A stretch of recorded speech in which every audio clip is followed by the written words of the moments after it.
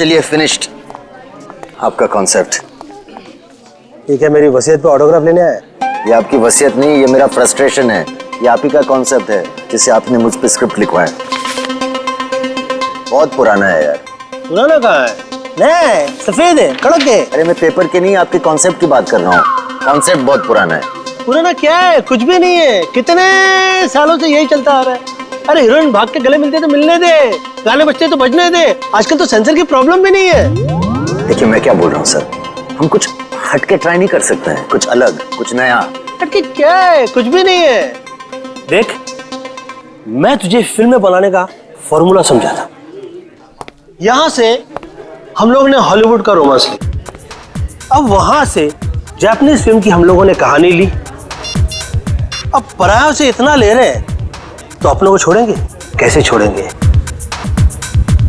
पकने दे। अब मैं इसमें कॉमेडी डाल रहा हूं। ये कॉमेडी, ये कॉमेडी, ये कॉमेडी। एनीवे देखिए सर, मैं बहुत डिप्रेस्ड हूँ। मेरा अभी अभी ब्रेकअप हुआ है, मेरा दिल टूटा हुआ है। मैं आपकी कॉमेडी फिल्म नहीं लिख सकता हूँ। तो दिल टूटा है ना, पेन कहाँ टूटा है? मैं तुझे आइडिया देता हूँ। एक विलन वहां से चल के यहां आके और एग्रीमेंट पे साइन करने के लिए कहता है। सामने वाली पार्टी तैयार नहीं।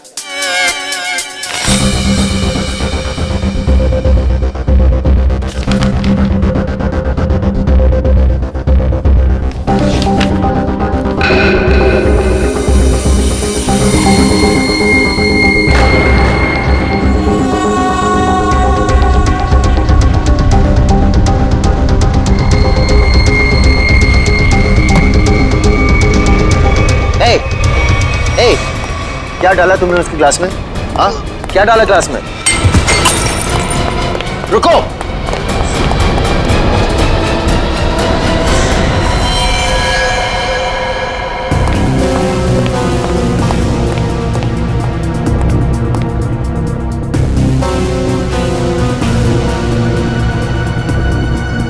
ये तो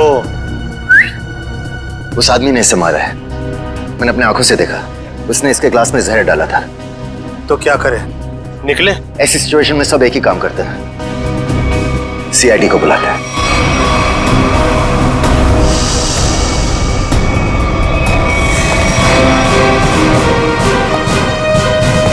यस सर।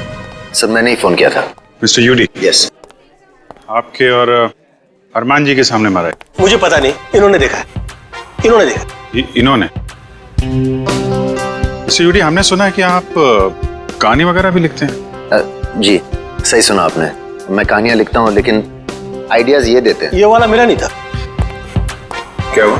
नहीं, कचरा है। मिस्टर यूडी, आपने इस आदमी का खून होते हुए देखा? जी, उस लड़के ने इनके जूस में कुछ मिलाया था। ये लैपटॉप उसी का है, छोड़ के भाग गया। भागते चोर की लंगोटी छोड़ गया? मतलब चोर निकल लिया, लंगोटी छोड़ गया। इसमें तो कुछ भी नहीं, खाली। कमाल है, हिम्मत तो देखो उसकी। इतने लोगों के सामने जूस में जहर मिला के मार डाला इसे, और फिर यहाँ से भाग भी गया। सर मैंने उसे पकड़ने की कोशिश की लेकिन वो... अरे राइटर पेन पकड़ सकते हैं, मुझे नहीं। छोड़िए, हम लोग निकले हैं। हाँ, आप लोग जा सकते हैं, मगर जरूरत पड़ी तो आप दोनों को फिर मिलना पड़ेगा। मेरी तो नहीं पड़ेगी, शायद इनकी पड़ जाए। राइटर है, लिख के देगा। कर ली। सर, हम लोग यूडी जी का फोन नंबर और एड्रेस लेके आते हैं। अरमान जी, अरमान जी, हाँ, अरमान जी, आप तो रियल लाइफ में भी स्टार है। मैं आपका बहुत बड़ा दीवाना हूँ। वो तो आपकी एज से नजर आ रहा है। मैं बचपन से आपकी फिल्में देखते आ रहा हूँ। तो फिल्में डिस्कस कीजिए ना, एज क्यों डिस्कस करना है? कितने बढ़िया डांस करते हैं आप। Thank you so much. देखिए, यहाँ पे कोई मर गया है और आपको इनकी डांस की पड़ी हुई है। अब अरमान जी, ये कौन है? इन्होंने मेरी फिल्म लिखी है, ये यूडी है। ओह, फिल्म आपने लिखी है? जी। Very good, very good. अरे, फिल्मों में गाने वाले डाले हैं कि नहीं? Of course. मुझे बहुत सारे गाने चाहिए। सर का डांस हमें बहुत पसंद है सर। हाँ, अरमान जी, अगर आपको क्राइम फिल्म में किसी जांबाज पुलिस ऑफिसर की जरूरत पड़ेगी ना तो मुझे बुला लेना। मुझे अच्छा डांस करना भी आता है। दिखाओ दिखाओ। जो देखा ना वो काफी है। हम निकले।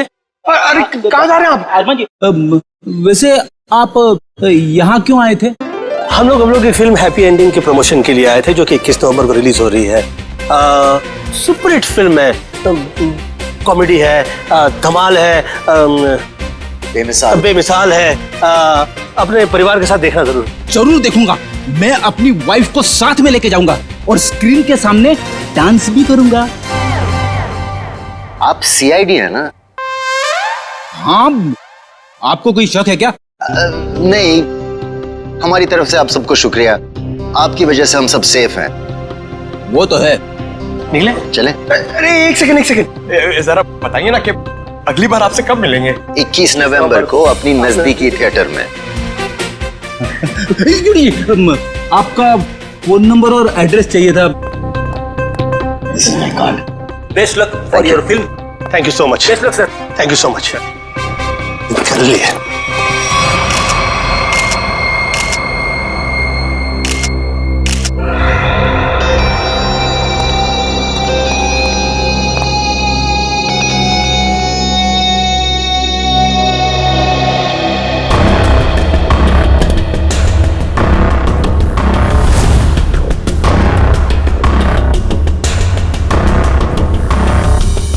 Parking ticket.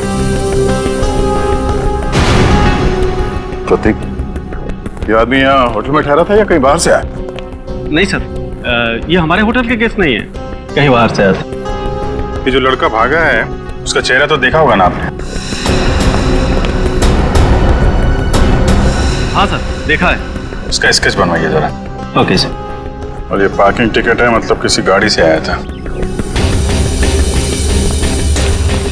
देखो जरा। जी सर। इस पे जो गाड़ी का नंबर लिखा हुआ है ना? जी। देखो गाड़ी कहाँ पे है। जी सर। फ्रेडी, वॉचमैन से पता करो जो आदमी यहाँ से भागा था वो यहाँ से बाहर गया कैसे। Yes sir.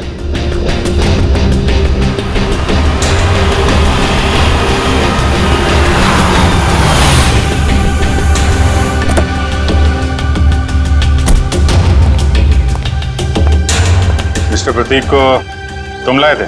जी सर। कहाँ से आया था वो? होटल क्राउन रूट से। खार में है साहब। वो कहीं बाहर से आकर वहाँ रुके थे। सर, वॉचमैन ने बताया कि वो लड़का आया तो स्कूटर से था, मगर जाते समय बाउंड्री वॉल कूद के भाग गया। तब तो स्कूटर अभी भी यहीं पे होगा। देख, तुम सीसीटीवी फुटेज चेक कर लो, तब तक मैं होटल क्राउन रूट चेक कर लेता हूँ जहाँ पे प्रतीक ठहरा हुआ था। ठीक है। देखिए, हम लोग सीआईडी से। आपके ये गेस्ट मिस्टर प्रतीक, इनका किसी ने जहर देके खून कर दिया है। हे भगवान। मैडम, हमें आपके इस गेस्ट के बारे में वो सारी जानकारी चाहिए जो आप लोगों के पास है। सर, मिस्टर प्रतीक दिल्ली के रहने वाले हैं और यहाँ बिजनेस के सिलसिले में वो हमेशा आते जाते रहते हैं और वो जब भी आते हैं हमारे होटल में रुकते हैं। हमें मिस्टर प्रतीक का कमरा दिखाइए।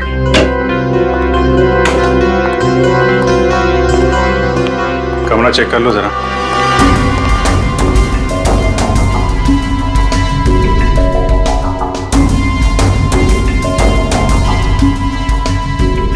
काफी भारी है सर। ऐसा लग रहा है इससे प्रतीक जी पूरे 1 साल का कपड़ा पैक करके आते थे।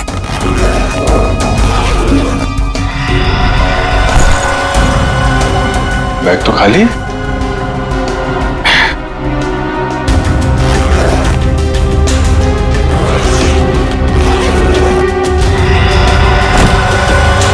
खाली बैग और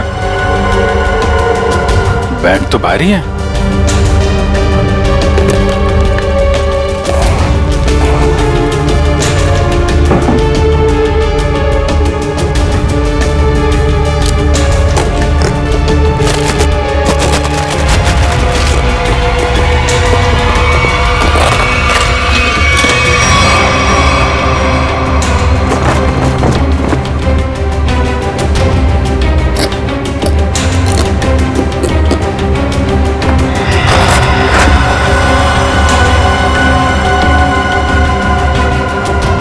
बैग में पैसे छुपा के रखा है। ये प्रतीक आदमी तो गड़बड़ है। कौन कौन आता था इससे मिलने के लिए? एक लड़की इनसे हमेशा मिलने के लिए आती थी और ये दोनों घंटों बैठकर बातें किया करते थे। प्रतीक जीतू से डांटा भी करते थे और वो लड़की कल भी इनसे मिलने के लिए आई थी। कौन है वो लड़की? सर, अवंतिका। अवंतिका?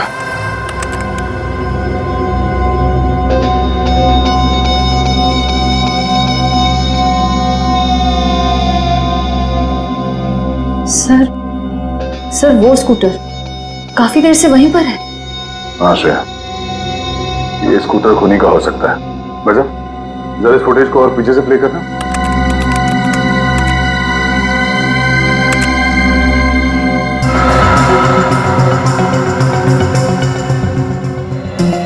सर, यही वो आदमी। जरा पॉज करो।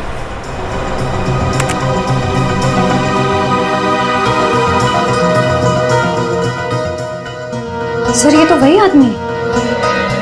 हाँ श्रेया, स्कूटर का नंबर लेकर आरटीओ से पता करो ये स्कूटर किसके नाम से रजिस्टर्ड है और उसका एड्रेस है क्या।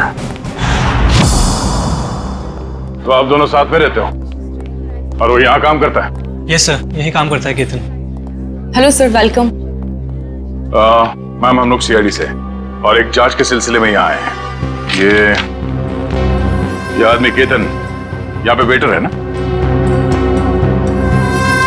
हाँ सर, ये तो केतन ही है। इस केतन ने एक आदमी को जहर देके मार डाला और अब फरार है। इसी की तलाश में हम लोग यहाँ पर आए हैं। लेकिन सर, ये तो काम छोड़कर जा चुका है यहाँ से। पर केतन किसी का खून नहीं कर सकता। एक मिनट, वो कुछ दिन पहले काम छोड़ चुका है? हाँ मैम, ये एक दिन ड्यूटी के बीच में से ही चला गया था और फिर लौटकर आज तक नहीं आया। कहाँ चला गया वो? सर, एक लड़की थी, मतलब शायद है, उसके साथ गया था वो। कौन लड़की? सर, एक कस्टमर थी हमारी। करीब 1 महीने पहले से उसने हमारे कॉफी शॉप में आना शुरू किया था। वो रोज आती थी।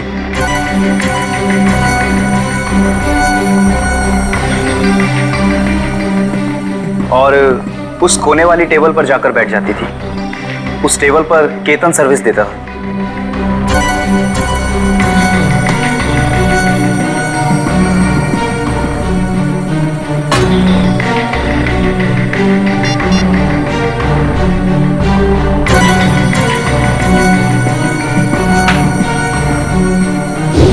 सर, केतन ने उसका नाम भी बताया था हमको। क्या नाम बताया था लड़की का? सर, अवंतिका। अवंतिका? श्रेया, यही नाम था ना उस लड़की का भी जो 1-2 दिन पहले प्रतीक से मिली थी? हाँ सर। फिर क्या हुआ? लेकिन अजीब बात यह थी कि वो लड़की एक दिन आदमी से मिलती थी और दूसरे दिन एक औरत से। दोनों से अलग अलग घंटों बातें करती थी, मगर कभी भी दोनों से एक साथ नहीं मिली वो। उन तीनों ने अचानक ही आना बंद कर दिया। अवंतिका की राह देखते देखते केतन निराश हो गया। किसी काम में उसका मन ही नहीं लगता। Ketan, what's wrong with you? तुम्हें हो क्या गया अचानक? तुम ना ही तो पहले की तरह सर्विस देते हो और ना ही ऑर्डर ठीक से लेते हो। और तो और, तुम उस टेबल पर लोगों को बैठने से मना क्यों करते हो? Sorry ma'am.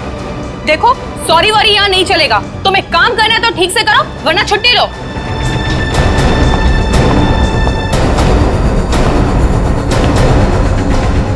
यार, अपने दिमाग से उसका ख्याल निकाल यार। अवंतिका ने वो टेबल खरीद नहीं लिया है, ना ही हमेशा के लिए रिजर्व किया है। यार, एक कस्टमर थी,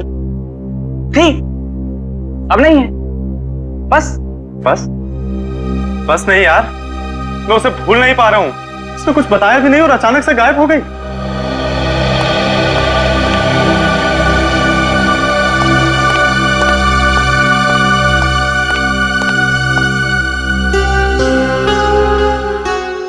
और सर, तभी कैफे के बाहर कोई आया और केतन उसे देख के तुरंत बाहर चला गया। क्या हालत क्या बना रखी है तुमने? शायद वो अवंतिका ही थी, शॉल से अपना चेहरा छुपाए हुए। और केतन सब कुछ छोड़कर उसके पीछे भाग गया। अच्छा, उस आदमी और औरत के बारे में आप लोग कुछ बता सकते हैं जो अवंतिका से मिलने आते थे? नहीं सर, उनके बारे में हम कुछ नहीं जानते। देखिए, हमें इस कॉफी शॉप के अंदर की बाहर की सारी सीसीटीवी फुटेज चाहिए जब से अवंतिका यहाँ आती थी। श्योर मैम, मैं अरेंज करवाती हूँ।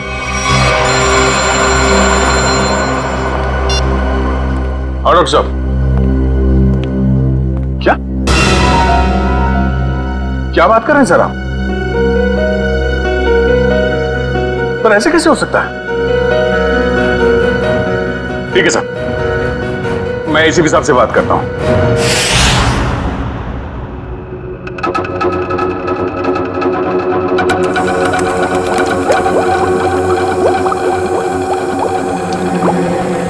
अरे आप ये क्या कह रहे हैं डॉक्टर साहब? हमारी जांच गलत दिशा में चल रही है। बिल्कुल गलत दिशा में चल रही है। आप लोगों का मानना है कि प्रतीक ने जूस पिया और मर गया। हाँ? वेल, जो देखा गया और जो सुना गया वो पूरा सच नहीं है। प्रतीक ने जो जूस पिया था उसका केमिकल टेस्ट करने के बाद हमें यह पता चला कि उसमें कोई जहर नहीं था बल्कि एक ड्रग था। ड्रग? लेकिन प्रतीक ने जूस पिया और जूस पीते ही मर गया ना वो। यही तो सबसे ज्यादा चौंकाने वाली बात है अभिजीत। इस ड्रग की वजह से किसी इंसान को कुछ वक्त के लिए पैरालिसिस तो हो सकता है, उसे लकवा तो मार सकता है, लेकिन कोई मर नहीं सकता है। तो फिर इसकी मौत हुई कैसे? अभिजीत, प्रतीक का खून प्रतीक के खून नहीं किया है। लो, फिर शुरू हो गए पहली पे पहली। अरे साफ साफ बताइए ना सर। साफ साफ बताता हूं, आओ मेरे साथ, आओ।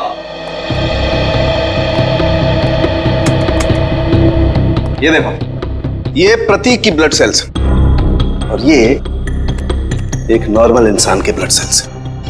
दोनों में फर्क है और फर्क ये है कि प्रतीक को थैलेसीमिया है। थैलेसीमिया जो हीमोग्लोबिन की गड़बड़ी से होता है? बिल्कुल अभिजीत। और ऐसे रोगियों को जिंदगी भर किसी स्वस्थ इंसान की खून की जरूरत पड़ती है और हाल ही में किए गए ऐसे ही किसी ब्लड ट्रांसफ्यूजन ने प्रतीक की जान दी। ओह, मतलब हाल ही में जो प्रतीक को खून दिया गया था उस खून में गड़बड़ी थी। बिल्कुल, और इस खून में टॉक्सिन्स मिलाए गए थे। मतलब इस खून को जानबूझकर जहरीला बनाया गया था जिससे इसकी मौत हो गई। प्रतीक के मरने की शुरुआत तो कुछ दिन पहले ही हो चुकी थी। केतन उसके जूस में कुछ डालता या नहीं डालता, इसकी मौत तो पक्की थी। सर इसका मतलब खूनी केतन नहीं, कोई और है। हाँ, लेकिन केतन ने भी तो इसे पैरालाइज करने की कोशिश की थी। अब ये कौन है जिसने इसकी बीमारी का फायदा उठाया और इसकी जान ले ली? एक आदमी और दो दुश्मन। हाँ जी, मुझे 1 महीने के सारे कॉल रिकॉर्ड डिटेल्स चाहिए और खास करके 24 घंटे के।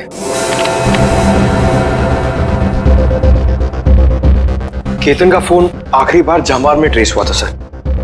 जामवार? तो ये केतन मुंबई से बाहर निकल चुका है? हाँ सर, और सर उसके कॉल रिकॉर्ड्स सर ये देखिए। सबसे पहले उसने अपने कॉफी शॉप वाले दोस्त ऋषभ को फोन किया, उसके बाद अवंतिका को, मगर अवंतिका का फोन ऑफ आ रहा था। और फिर सर उसने महाराष्ट्र के जामवार में किसी मनन को फोन किया। मनन?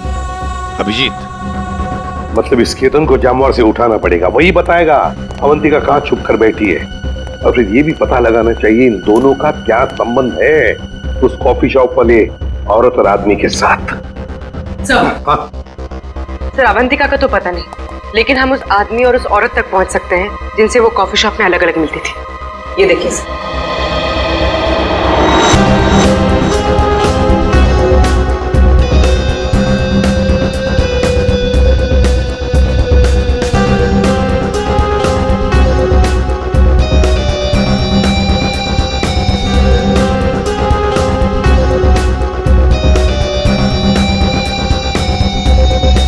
ये लोग तो काफी अमीर दिखते हैं सर, फिर भी यहाँ आने के लिए अपनी कार की बजाय टैक्सी का इस्तेमाल किया है। वही तो अभिजीत, एक टैक्सी के नंबर प्लेट से उनके ड्राइवर्स का पता चल जाएगा और ये ड्राइवर्स हमें बताएंगे इस अमीर आदमी और औरत के बारे में। क्या गलती की साहब? मुझे क्यों बुलाया है? देखो, तुम लोगों से कोई गलती वलती नहीं हुई, कोई भी गलती नहीं हुई। बस हम सिर्फ कुछ जानना चाहते हैं।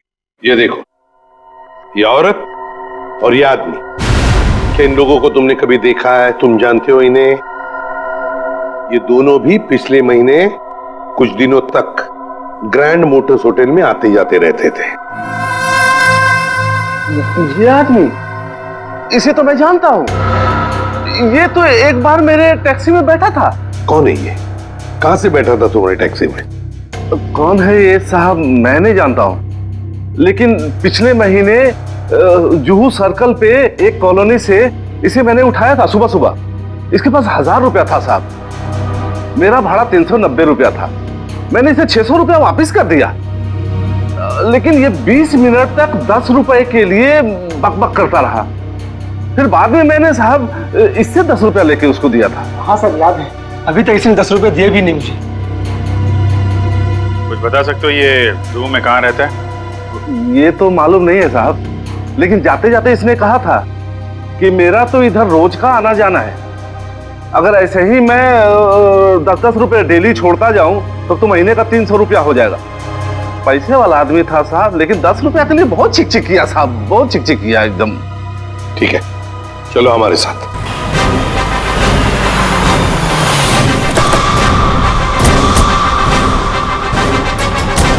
कहाँ पे? हाँ जी सर, यहीं से मैंने उठाया था उसको और होटल से लाने के बाद यहीं पर छोड़ा भी था मैंने। यहाँ पे? जी। यहीं आसपास कहीं रहता होगा। आसपास चेक करो, पूछो लोगों से।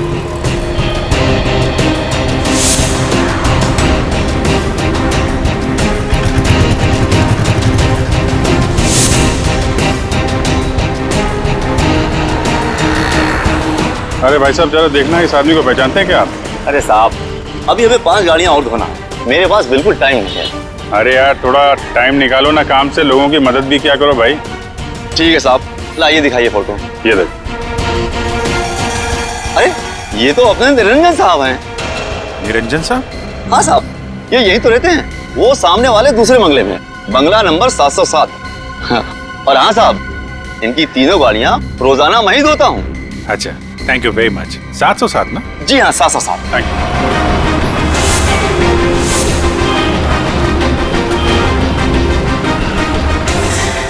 मेरे पतिदेव मुझे बीच महास्थान में छोड़ के चले गए।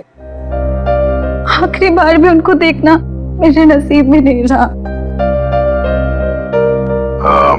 श्रुति जी, आपके साथ जो कुछ भी हुआ बहुत बुरा हुआ, इस बात का दुख है हमें, लेकिन आपसे कुछ जानकारी चाहिए थी। जी पूछिए। प्रीति जी, हमें आपके पति के सूटकेस में छुपा कर रखे गए 15 लाख रुपए मिले हैं। आपको कुछ पता है इन पैसों के बारे में? उन्होंने ये पैसे क्यों छुपा के रखे?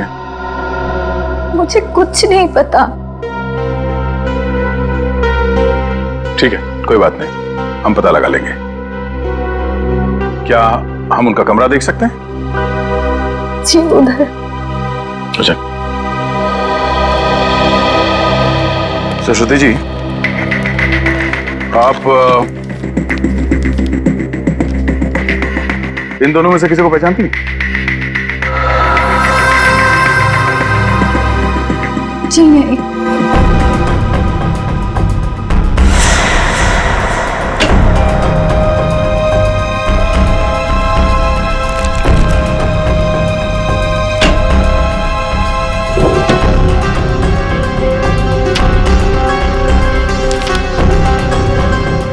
ये प्रतीक ऐसा क्या काम करता था कि अलग अलग अकाउंट से इतने सारे पैसे आए हैं यहाँ पे?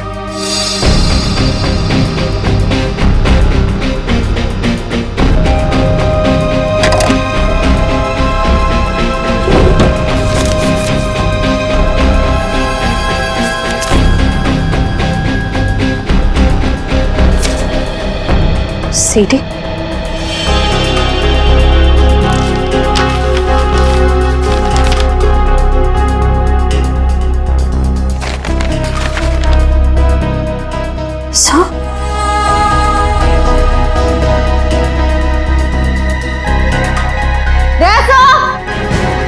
आशा, ये देखिए।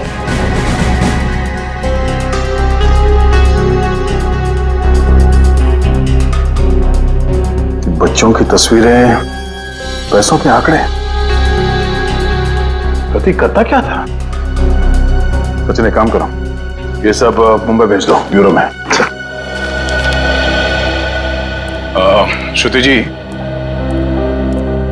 आपसे एक और सवाल करनी थी।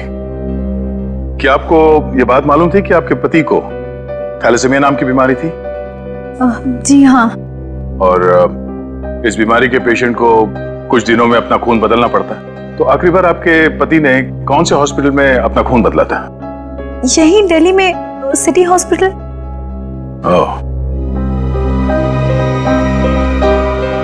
City hospital. मिस्टर निरंजन, आप ये पूछें कि हम लोग कौन हैं और यहाँ किस लिए आए हैं, तो आपको बता दें कि हम लोग सीआईडी से हैं और आपसे कुछ पूछताछ करने आए हैं। सीआईडी? लेकिन मुझसे क्या जाना है आपको? कौन है निरंजन? विशाखा, ये लोग सीआईडी से हैं और लगता है हमारे बारे में काफी कुछ जानते हैं। जी हाँ, और अब ये जानना चाहते हैं कि ग्रैंड मोटर्स के कॉफी शॉप में आप दोनों अवंतिका से मिलने अलग अलग जाते थे और यहाँ एक साथ दिख रहे हैं, क्या मज रहा है? माफ कीजिएगा सर, लेकिन हम बाहर किसी से अलग अलग मिल लिए तो उसमें ऐसा कौन सा पहाड़ टूट गया कि सीआईडी हमारे घर तक पहुंच गई? किसी से नहीं, अवंतिका से। हमें शक है कि दिल्ली के एक बिजनेसमैन मिस्टर प्रतीक के खून में उसका हाथ है। नहीं नहीं, अवंतिका कभी ऐसा नहीं कर सकती। बहुत विश्वास है आपको अवंतिका पे? आखिर वो हमारी बेटी है। आप दोनों पति पत्नी हैं? जी, वो दरअसल मेरी और निरंजन की अनबन होने के बाद हम दोनों अलग रहने लगे थे, तो अवंतिका हमें साथ लाने के लिए ही कॉफी शॉप में लेके आती थी। अभी कहाँ है अवंतिका?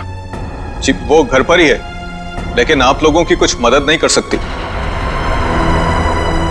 हमें अवंतिका से मिलना है। आइए।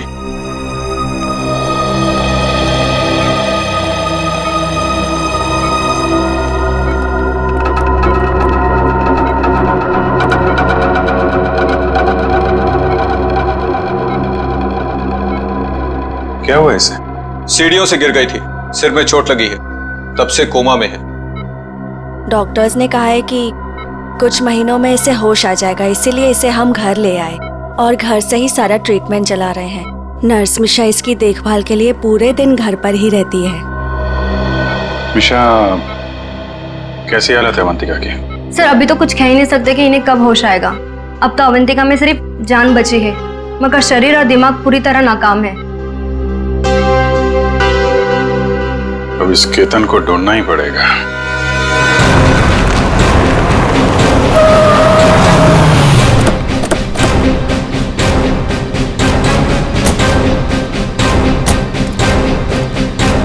सुनिए जी, ये मनन कहाँ पे? वो वहां पे।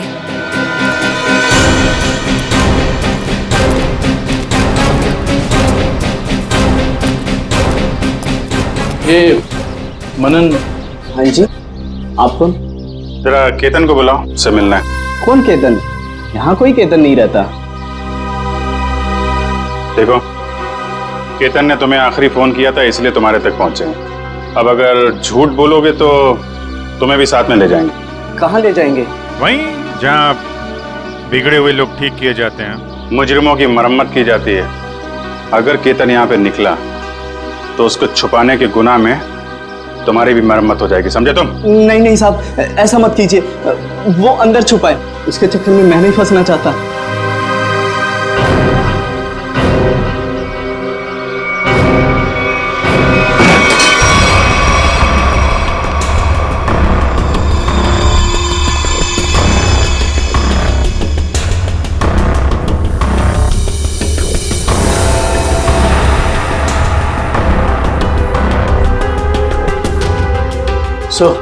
यहाँ तो सब बंद है, यहाँ से भागना तो नामुमकिन है।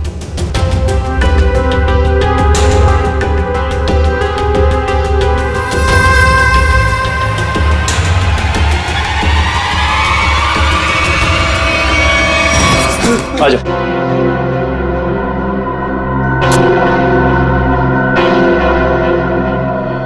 अवंतिका को बहुत बुरी तरह मारा था प्रतीक ने, मुझसे उसका दुख देखा नहीं गया, इसलिए उसकी मदद करने का फैसला कर लिया साहब, और नौकरी की परवाह किए बिना उसके साथ निकल गया साहब।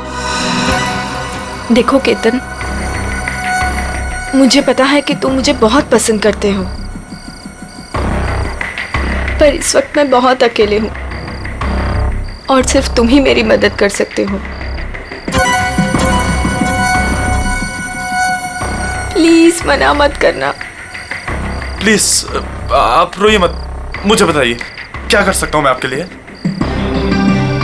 एक आदमी है प्रतीक, मुझे उसके चंगुल से बचा लो, वरना तुम इस अवंतिका को हमेशा के लिए खो दोगे। मैं आपको कुछ नहीं होने दूंगा। ये रहे मेरे पापा के जायदाद के कागजात, इसे प्रतीक को दे देना और इसे भी। जब प्रतीक जूस पीते नीचे गिर पड़ा तो मुझे लगा अवंतिका ने मेरे हाथों से जहर दिलवाकर मरवा दिया साहब। मैं डर गया साहब, मैं डर के वहां से भाग गया साहब। उसके बाद अवंतिका ने कभी मेरा फोन नहीं उठाया साहब, नहीं मुझे कभी फोन किया। अवंतिका ने धोखा दिया साहब मुझे।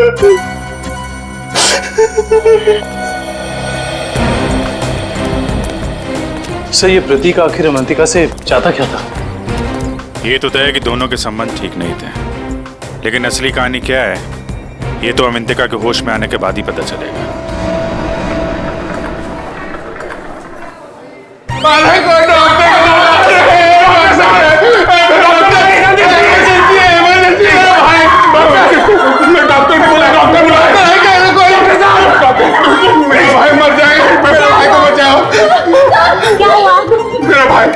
ओ प्रतीक भैया वो मर जाएंगे, उसे बचा लीजिए, डॉक्टर को बुलाइए प्लीज प्लीज। मेरा भाई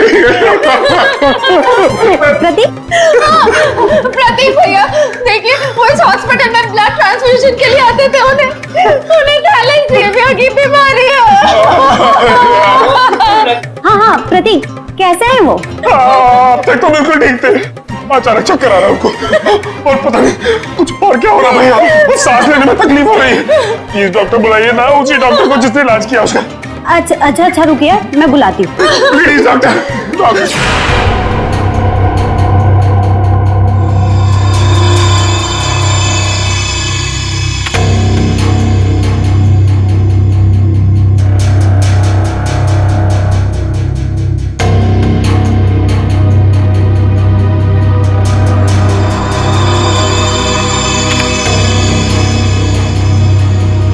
प्रतीक ने इन बच्चों की फोटो काफी संभाल के रखी थी। सर प्रतीक ने ऐसा किया क्यों होगा? कुछ तो खास है इन बच्चों में, वरना इतने सारे बच्चों की फोटो हैं छुपा के नहीं रखता वो। सर वो पेशेंट प्रतीक, उसके रिश्तेदार आए हैं, उसकी तबीयत खराब है, वो आपसे फिर से इलाज कराना चाहते हैं। सर इन सारे बच्चों के बारे में बहुत ही खास बात पता चली है। वो क्या? सर ये सारे बच्चे 1997 और 2001 के बीच गायब हो गए थे।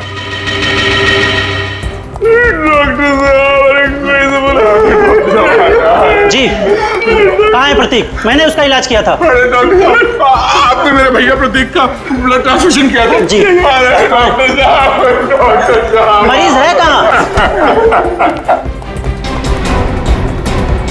तो तूने मारा प्रतीक को?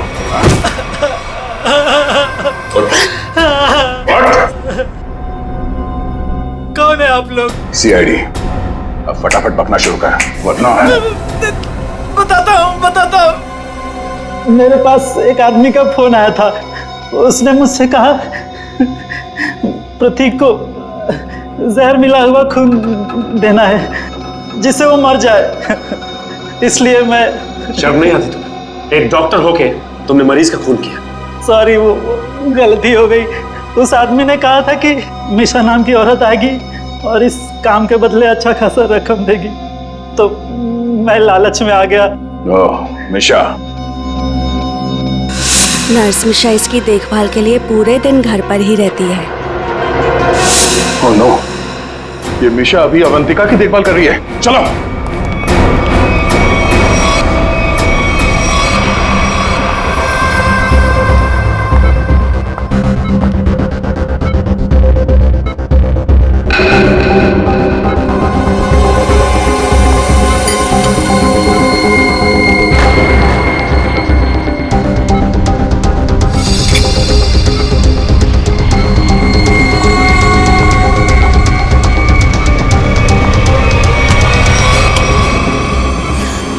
ये है तुम्हारा असली रूप। एक ऐसी लड़की को मारना चाहती हो जो बेचारी कोमा में है।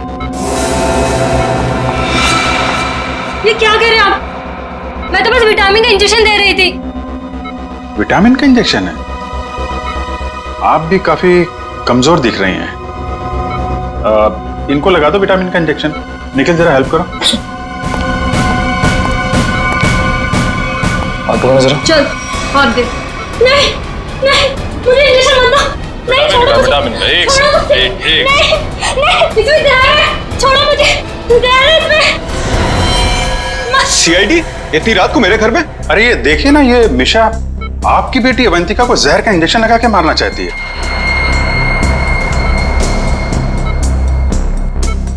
आपकी बेटी अवंतिका आपकी बेटी? सही कह रहा हूं ना मैं? क्या क्या मतलब है आपका? Thank you very much sir. ये तो कंफर्म हो गया। प्रतीक के घर से मिले डीवीडी में जो अमीर लोगों के नाम मिले थे वो खोए हुए बच्चों के पेरेंट्स ही हैं सर।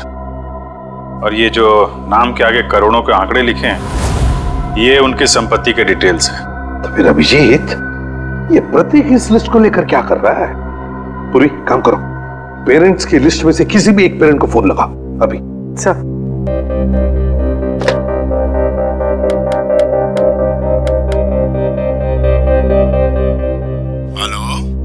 Hello mister Kumar. हाँ जी मैं सीआईडी से बोल रही हूँ। हमें आपसे कुछ बात करनी है। सीआईडी से? कहिए क्या बात करनी है आपको? मिस्टर कुमार, मैं इंस्पेक्टर अभिजीत सीआईडी से। हम आपके खोए हुए बेटे सोहम के बारे में कुछ पूछना चाहते हैं जो दिसंबर 1998 में गायब हुआ था जब वो 7 साल का था।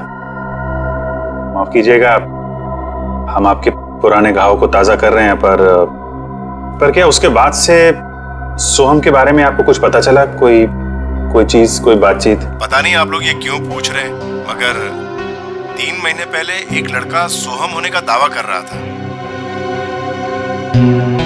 पर वो जालसाज निकला। मेरे 6 करोड़ लेके भाग गया। My God. मिस्टर कुमार आप परेशान मत होइए, हम इसकी जांच करेंगे और आपसे जल्दी कांटेक्ट करेंगे। ठीक है। Thank you very much. Thank you.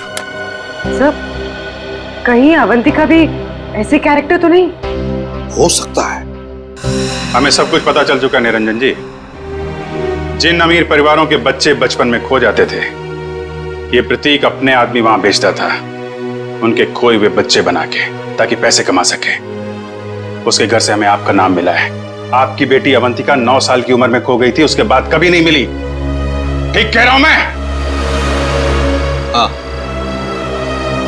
हाँ, मुझे शुरू से मालूम था कि ये लड़की मेरी अवंतिका नहीं बल्कि रीता है, लेकिन इसे झुटलाने का कोई सबूत नहीं मिल रहा था मुझे। एक दिन मैंने इसका पीछा किया।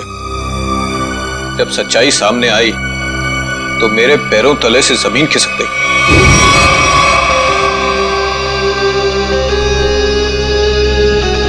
पागल हो गई हो तुम? अरे ये हमारा बिजनेस है रीता। हम उन अमीर लोगों को लूटते हैं जिनके बच्चे उनसे काफी पहले बिछड़ चुके हैं। कुछ देर के लिए नकली सही, लेकिन उनको उनका बच्चा तो मिल जाता है ना, और हमें उनकी दौलत। प्रतीक जी मुझे माफ कर दीजिए, मुझसे अब और ये नाटक नहीं होगा। कैसे नहीं हो सकता? 55 करोड़ रुपए का प्लान है। इस तरह अगर तुम बीच में छोड़ के चली गई तो अरे किए कराए तो पानी फिर जाएगा।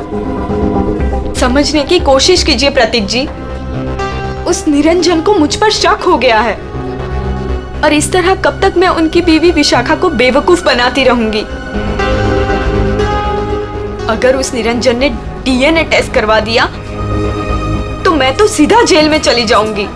कुछ नहीं होगा, तुम बस निरंजन से पैसे निकलवाना शुरू तो करो। जैसे ही तुम सारे पैसे मेरे हवाले कर दोगी वैसे ही मैं तुम्हें आजाद कर दूंगा। प्रतीक जी मैं फंस जाऊंगी। मेरे अगले ट्रिप तक अगर तुमने मुझे 15 लाख रुपए निरंजन से लाकर नहीं दिए ना तो इस बार भी तुम मेरे हाथों बहुत बुरी तरह मार खाओगी, समझे तुम? मेरी भावनाओं के साथ खिलवाड़ किया था प्रतीक और रीता ने। मुझे लूट कर बर्बाद करना चाहते थे। मैंने इस ईशा की मदद से दिल्ली के उस डॉक्टर को खरीदा और प्रतीक को जहरीला खून चढ़वा दिया। और इस अवंतिका को खुद सीढ़ियों से धक्का दिया। वो मरी तो नहीं, लेकिन कोमा में चली गई। आपके साथ जो हुआ बहुत बुरा हुआ, लेकिन आप कानून की मदद लेने के बजाय खुद मुजरिम बन गए। अब आपको और इस मिशा को जेल जाना होगा, अपने गुनाहों की सजा भुगतने। इस तरह के और भी एपिसोड देखने के लिए हमारे चैनल को सब्सक्राइब करें और बेल आइकन दबाना ना भूलें।